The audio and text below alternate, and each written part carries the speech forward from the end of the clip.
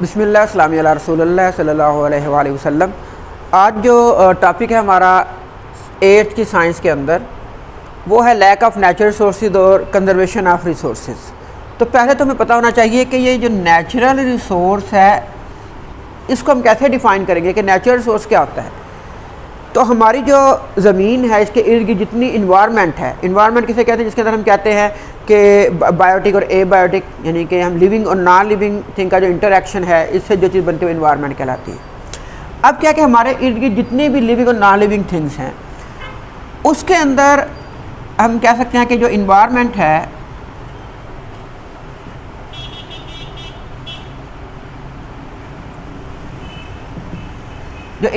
है इस इन्वायरमेंट में ऐसे सब्सटेंसेस जो कि हम क्या कर सकें, यूज़ कर सकें, तो ऐसे सब्सटेंसेस को हम क्या कहेंगे, नेचुरल रिसोर्स कहेंगे। तो 3 वर्ड हैं सिर्फ नेचुरल रिसोर्स को डिफाइन करने के लिए कि इन्वायरमेंट के अंदर ऐसे सच सब्सटेंसेस दैट वी यूज़, जो हम क्या करते हैं, इस्तेमाल करते हैं। अब हम क्या इस्तेमाल करते हैं, अगर आप सांस ले रहे हैं तो आप ऑक्सीजन इस्तेमाल कर रहे हैं, तो ऑक्सीजन भी क्या हो गई, नेचुरल रिसोर्स होगी। ठीक है। इस तरह अगर हम ये जंगलात वगैरह को देखते हैं तो इसे हम टिम्बर इस्तेमाल करते हैं, उसे घर के फर्नीचर बना रहे हैं और हम क्या कहते हैं उसे घर बना रहे हैं, तो ये भी हमारे पास नेचुरल रिसोर्स आ जाएगा। इसी तरह से अब हम क्या बना रहे हैं, नॉन बायोडिग्रेडेबल चीज़ें बना रहे हैं, किससे भला, पेट्रोकेमिकल्स। तो ये जो पेट्रोकेमिकल्स है या पेट्रोलियम की मसनूआत हैं या हम कहें फॉसिल फ्यूल्स है जो पेट्रोल, गैस और कोल पर मुश्तमिल है, ये भी क्या होगा, नेचुरल रिसोर्स होगा। अब नेचुरल रिसोर्स हमारे पास जो है ना ये आगे 2 तरह के होंगे। एक नेचुरल रिसोर्स होगा जो हम कहेंगे कि ये रीन्यूएबल है, और एक होगा हमारे पास होगा नॉन रीन्यूएबल। अच्छा, जो हेडिंग है उसी के अंदर जवाब है।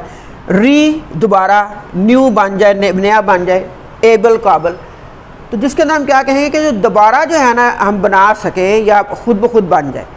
जैसे आप पढ़ेंगे 10th की बायो के अंदर भी कि आपने पहले भी पढ़ा है कि हमारे पास जैसे कि वाटर एक नेचुरल रिसोर्स है, तो इसका एक साइकिल है कि वाटर जो है ना वेपोरेट होकर क्या बना रहा है, क्लाउड्स बना रहा है, क्लाउड फिर क्या हो रही है, बारिश बना रही है।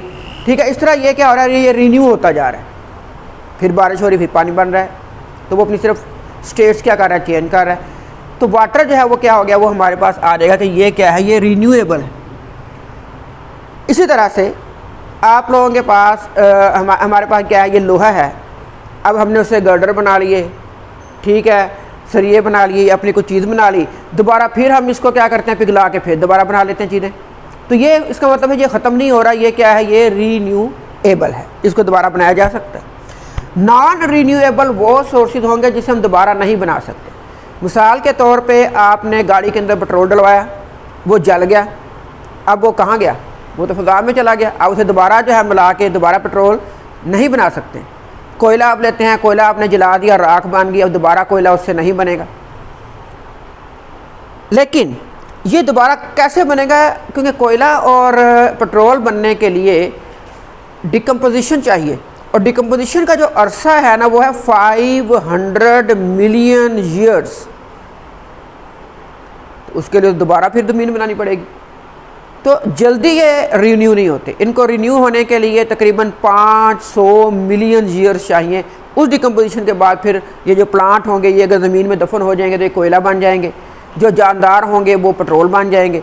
लेकिन इसके लिए हमें कितना अरसा चाहिए होगा, 500 मिलियन ईयर्स। लेकिन इसलिए हम इसे कहेंगे कि ये नॉन रिन्यूएबल है, हमारी ज़िंदगी में तो ये रिन्यू नहीं हो सकते। तो नॉन रिन्यूएबल में हम कहेंगे ज़्यादातर आएगा वो होगा फॉसिल फ्यूल। फॉसिल फ्यूल के अंदर हमारे पास क्या क्या आ जाता है, कोल, पेट्रोल या पेट्रोलियम, और आ जाएगी गैस। ये हमारे पास होंगे नॉन रिन्यूएबल रिसोर्सेज, जो कौन से हैं, फॉसिल फ्यूल पे। अब हम क्या करना चाहते हैं, हम चाहते हैं कि ये जो सोर्सेज हैं जो कि दोबारा वापस नहीं बन सकते हैं, तो हमें अब चेंज करना होगा अपनी जो है ना इनके इस्तेमाल को। अब आप देख रहे हैं कि पाकिस्तान के अंदर भी अब इलेक्ट्रिक कार्स आ रही हैं या इलेक्ट्रिक व्हीकल जो है ना वो आ रही हैं। क्यों आ रही हैं? क्योंकि ये जो सोर्सेज हैं फॉसिल फ्यूल वाले, ये अगले कुछ डिकेड्स तक ये ख़त्म हो जाएंगे, क्योंकि रिन्यू तो हो नहीं सकते, तो ख़त्म ही होंगे ज़ाहिर है। चाहे जितने मर्जी कुएँ हों तेल के, वो एक ना एक दिन ख़त्म होंगे। तो अब जो है ना जो दुनिया के साइंटिस्ट हैं वो क्या कर रहे हैं कि वो चाहते हैं कि हम इससे हट जाएं, हम ये इस्तेमाल ना करें, ठीक है, और हम दूसरे रिसोर्सेज को तरफ चले जाएं। अब दूसरे रिसोर्सेज के अंदर इलेक्ट्रिक व्हीकल, हाइब्रिड गाड़ियाँ ये आ रही हैं। तो अब देखें ना, अब हमें इसके इस्तेमाल को क्या करना पड़ेगा? कम करना पड़ेगा। तो इसके लिए हम क्या करेंगे? कंजर्वेशन ऑफ रिसोर्सेज, के कंजर्वेशन बचाना है किसको भला? रिसोर्सेज को। तो रिसोर्सेज को बचाने के लिए अब हमारे पास जो मेथड है वो है 3R। बाकी 4 क्वेश्चन भी आए थे, what are 3R, the name the 3R, ठीक है, और डिटेल नोट ऑन 3R भी आ सकता है। तो 3R क्या चीज़ है? एक R है वो है रिड्यूस, दूसरे R का मतलब है रीयूज, और तीसरे R का जो है ना मतलब है वो क्या है कि हम इसको क्या करें? दोबारा बना, रिमोल्ड कर लें।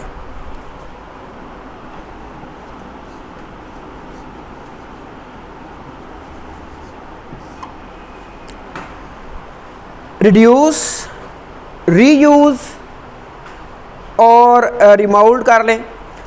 अब क्या है कि ये रिड्यूस के अंदर हमारे पास क्या है कि रिड्यूस के अंदर हम ये करते हैं कि हमारे पास जो रिसोर्सेज हैं, जैसे हमने भी बताया कि फॉसिल फ्यूल है, इस फॉसिल फ्यूल को हम क्या करें, या हम कह लें इसे कि नॉन बायोडिग्रेडेबल मैटर को, नॉन बायोडिग्रेडेबल जो मैटर है,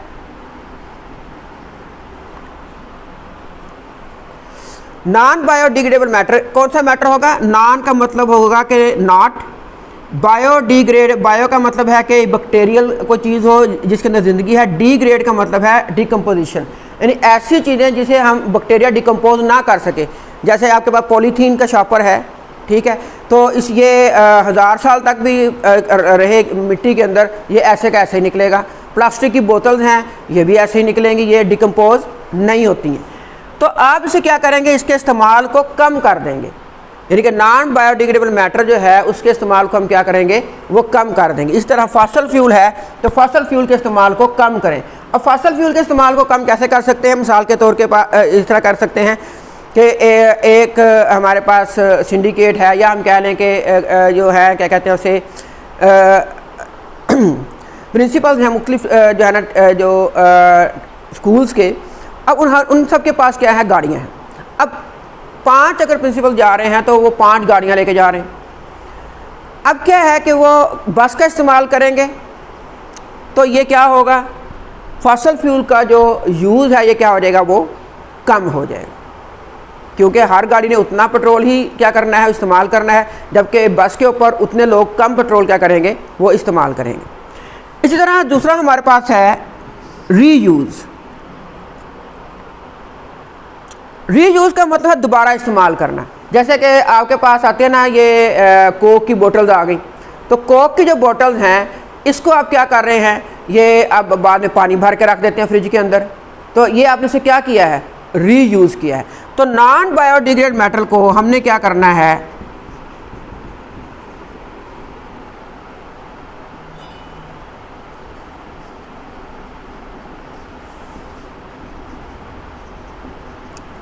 ये हम क्या करेंगे? रीयूज़ करेंगे। पॉज करना, ठीक। अच्छा, यहाँ पे हमने लिखा था रिमोल्डिंग, तो रिमोल्डिंग भी हो सकता है और रिसाइकल। आपकी बुक में जो है वो रिसाइकल लिखा था, दोबारा हमने रिसाइकल लिख दिया। तो अब हम क्या, नॉन बायोडिग्रेडेबल मैटर को अब हम क्या करें? रीयूज़ करें। तो रीयूज़ का मतलब हमने पहले भी देख लिया है कि जैसे कि घर में मुख्तलिफ शॉपर वगैरह आते हैं तो उसको हम दोबारा इस्तेमाल कर लेते हैं।